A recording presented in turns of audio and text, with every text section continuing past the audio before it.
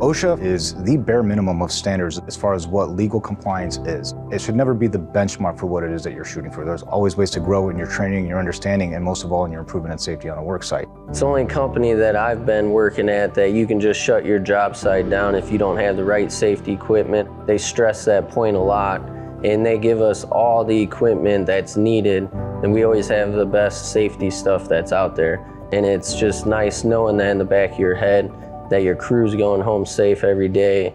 Safety is a priority here, and that comes top down from upper management to our safety managers all the way to our foremen, and then obviously through the crews. They take it very seriously here.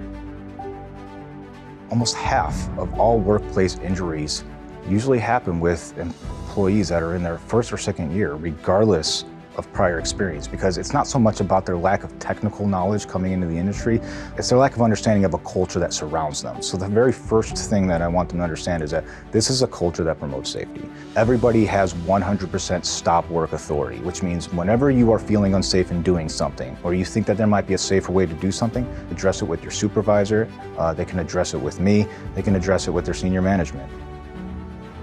Job hazard analysis is a very in-depth walkthrough of a job site before it gets started so that you can understand what hazards might be present on your job site. It's a top to bottom, left to right look at a job site.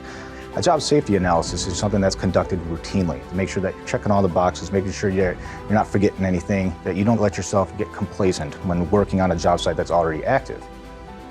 Toolbox talks, and that's where every Monday we read over a certain topic in roofing, whether it's ladder safety or working in the heat or slips, trips, and falls in the ice. And it's just constantly going over that stuff with your crew. It's just a good refresher to always do that.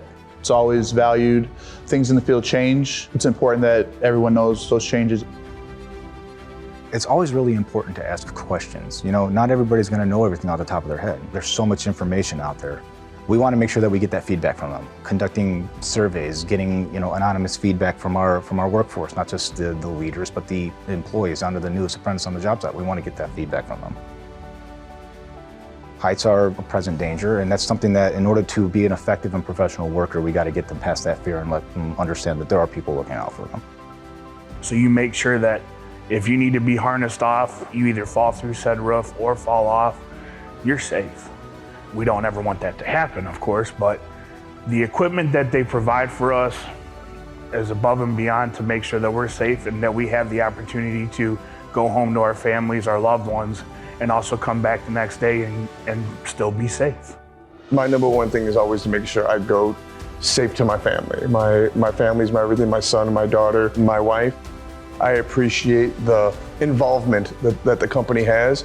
And when we leave the job, everything's safe for our customers, our homeowners, whoever. Everybody's going home safe. And though we do enforce our policies and want to instill discipline because it's the best way to instill professionalism in our industry, it's not so much about the enforcement of it, because we promote a behavior-based safety program, and that everybody is going to be given the tools and the training to take care of their own safety and the safety of the people that are around them. We want to empower a worker to take the responsibility of that safety. So when you empower them and give them that boosts a lot of confidence, especially in a young person, letting them know, this is part of a bigger picture. This is how we're going to train you to use those tools in order to take care of yourself. We're here for you. You're going to go home every single day the same way that you showed up in. You're going to be nice and safe, maybe just a little bit more tired.